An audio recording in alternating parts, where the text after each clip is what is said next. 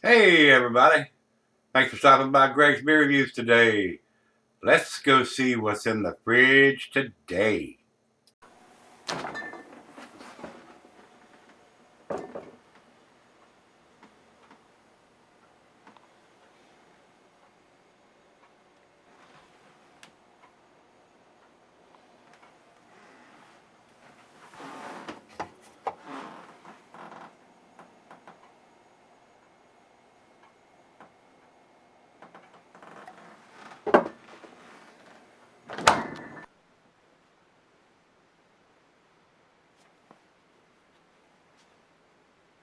Hey everybody, welcome to Gregsbeerreviews today. Thanks a bunch for stopping by.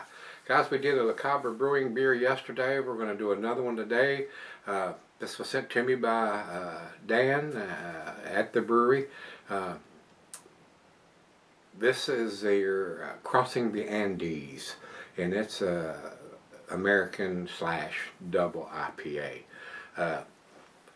And according to what it says here, it's not claiming on the side of the can like yesterday's that it's a New England style beer. It is 8%er, double IPA, 8% ABV with key lime and Motica hops. And on the bottom, they do date their stuff. It has 2/27 of 20. Really fresh beer, guys. And it's not even 2 weeks old. I can't get beers here that fresh.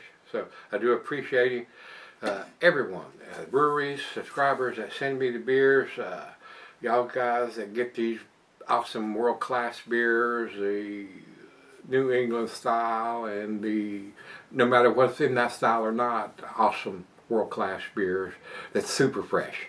And sometimes you don't even have to go to the brewery to get them that fresh. You can get them at the beer stores, and they're less than a week old or 2 weeks old. I have a serious problem trying to find a beer here that's less than 2 months old, even at the craft beer store. I mean, the last time I went out there, half of them didn't have dates on them, as we've done some of them already, and the ones that did have dates on them were 3 and 4 months old. So, I mean, the distribution around here is just asinine. It's horrible. It's incredibly ridiculous, because the people that control the distribution around here are the same ones that put out Miller Coors and Budweiser, and they want to put out that stuff instead of awesome beers like this. They want to sell that horse piss instead of selling good beers, and they control the shelf space at the grocery stores. You got 10 coolers with garbage beers, horse piss in it, and you got one cooler that's got craft beers in it, and they're old on top of that because they've sat in their warehouse for 2 months, and that's basically the reason why Bell's doesn't distribute it to Virginia anymore, because they got tired of shipping fresh beers, and it sits in their warehouse for 2-3 months before they put it out on the shelf. So we can't get Bell's beers anymore, and I don't blame those guys at all for not sending them here, because the people who control that distribution are jerks. So let me tell you how I really feel. This is an 8%er. Like I said, guys, I don't have the IBUs. A lot of these breweries don't give us that information. It may be available, kind of doubt it, on their website. But once again, to everyone at Cabra Brewing, I do appreciate the beers you send me. And like I said yesterday, anytime you want to send me something, I'll be happy to review it. I know you guys are producing some really tasty stuff. ABVs on the can, the dates on the bottom of the can. That's the two biggest things we want to see, guys. Plain Jane silver can with a stick-on wraparound label. So they haven't spent a lot of money printing up a bunch of fancy cans. It's going to get thrown away or recycled. I mean, it's just saves you money, saves them money, and that's what it's about, guys. And the commercial description here is basically the same thing I just read off the can. Double IPA brewed with key lime and Motica hops. So, let's find out what this one's about, guys. So, let's get it open. Big 16 ouncer, and like I said, I have rolled it, and I have turned it upside down, and I've done all this stuff, but a lot of times stuff settled in. Probably not on this one since it's less than 2 weeks old, but you're still not going to get all that out of there until you swirl it around. I mean, I have people tell me all kind of crazy shit all the time. You got to do this, you got to do that, you got to stand on your head and burp jelly beans. Okay, whatever.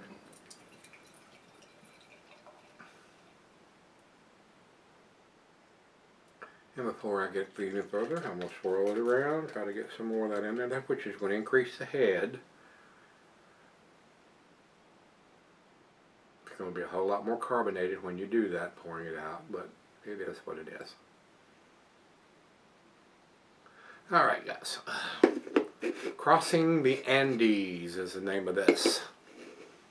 And with that last swirl, about a finger and a half of head on that pour, it does look very cloudy, unfiltered. Don't think I would claim it as a New England style beer, and they are not.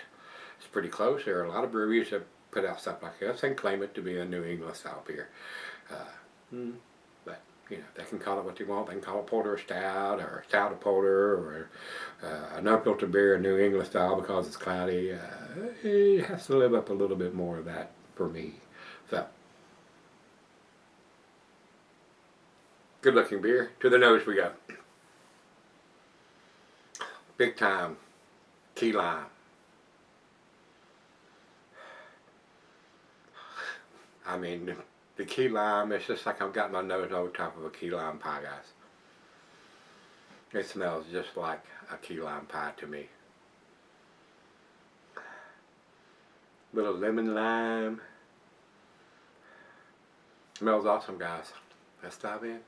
Cheers, everybody. Cheers, Dan and everyone at Cabra Brewing. I'll make some tasty stuff.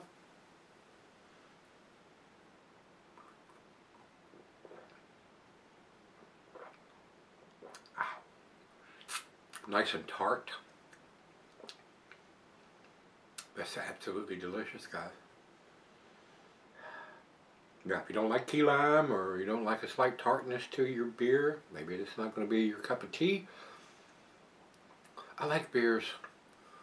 I don't drink the same beer twice in the same day, and that used to be my big thing. I don't get to have too many in one day now, but I never drink the same beer twice.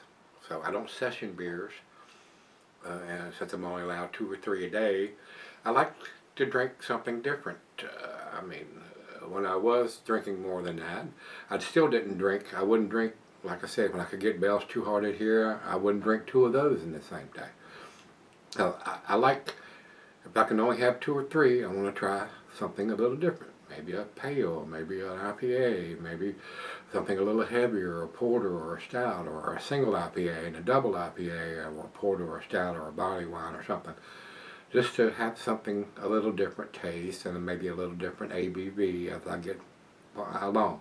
I wouldn't start out with, I wouldn't go backwards. I wouldn't have a stout and then an IPA and then maybe a pale ale or a Kolsch or a wheat beer.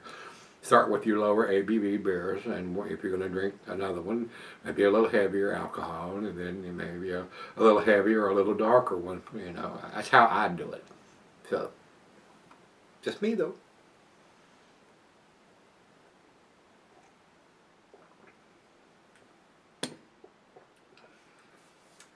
Little bit of pine, but key lime is predominant.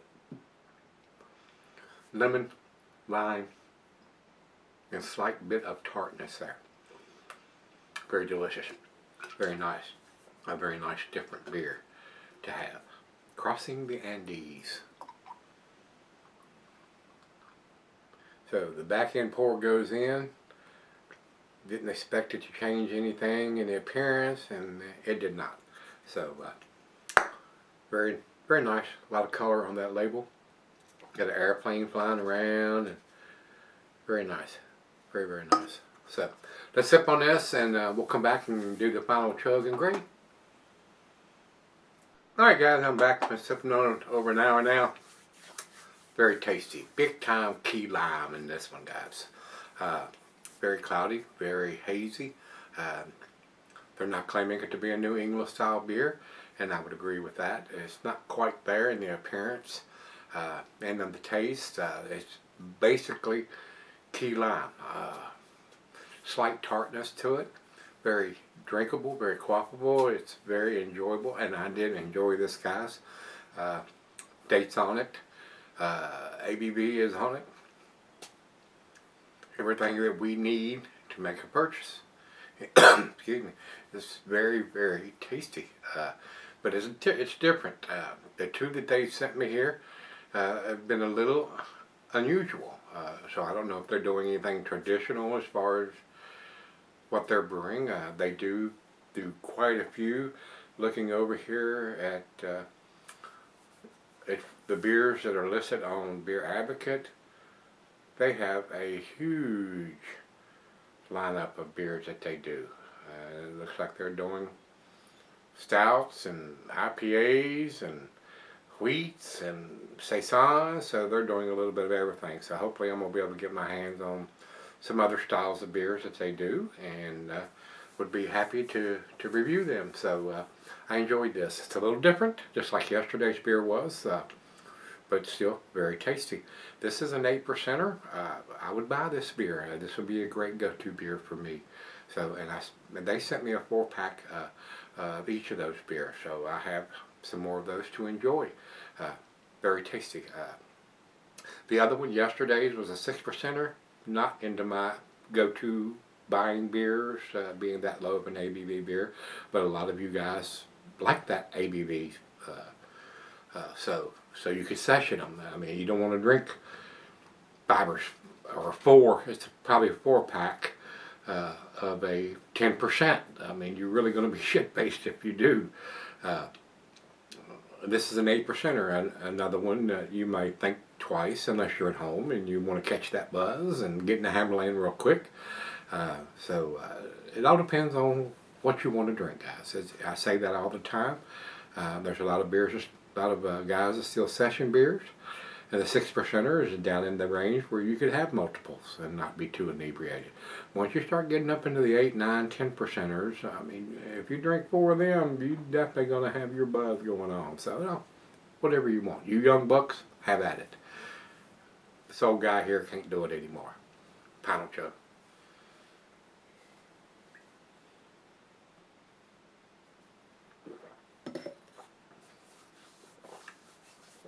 Super tasty. Alcohol is very well hidden for an 8%er. Big time key lime notes on this beer. Very enjoyable, very drinkable. I enjoyed it. And I have a couple more to have at my leisure. So, last week, I ended up getting 3 different beer mail packages from subscribers and breweries and stuff. Everything came in at one time, and that's the way it usually is. Either feast or famine. Either the fridge is empty or it's packed full. So I do appreciate all the beers that's been sent to me here recently. I'm going to get to them as quick as I can, guys, but I can only have 2 or 3 a day. So bear with me. I will get to them. And I'm going to, you know, it's hard to drink that many beers when you get that many at one time, but I'm not complaining at all. Just bear with me. I will get to your beers and try to drink them as quick as I can, especially the older ones first. The bigger ABV beers, as far as the stouts and the porters and all that stuff, can hang around a little bit longer. And I'll usually have one of those at a setting anyway, a day. So we will get to them. Just bear with me here. With all the beer mail that came in this past week, like I said, the fridge was basically bare last week, and now this week it's jam-packed full. So good problem to have, don't you think? Yeah, I do. So Greg and Adam and Denver Dave and David, I will get to your beers ASAP. So just bear with me here. This guy here is a very drinkable beer, and even though it's not off the chain as far as the hop aroma, it is big time key lime notes, and I enjoyed that. It's a nice different beer. I'd say I wouldn't want to drink it every day, but it's a nice change up, and I have some to drink at my leisure when I'm not doing beer reviews. So, enjoyed it. Again, Cabra doing some very tasty beers. Looks like they've got a big lineup, and hopefully I'll be able to review some more of those in the coming days and months ahead. So, with that being said, guys, another one here that I'm going to give an A- score, 92 for me on this one, guys. And again, Beer Advocate doesn't have a grade because not enough people have posted comments on it. So I don't know if these are all new releases or what's going on with them. Beer Advocate sometimes is on the hind tit. So We go over to Untapped. Untapped has it at 3.98, which is kicking the door down to be an A minus beer. That is in the top of their B plus beers as far as I'm concerned, as far as a grade.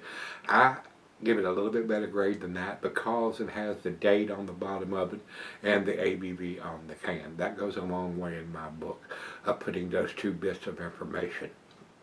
If it didn't have the ABV or the date or either one, it wouldn't have got that grade. So a lot of breweries need to take note.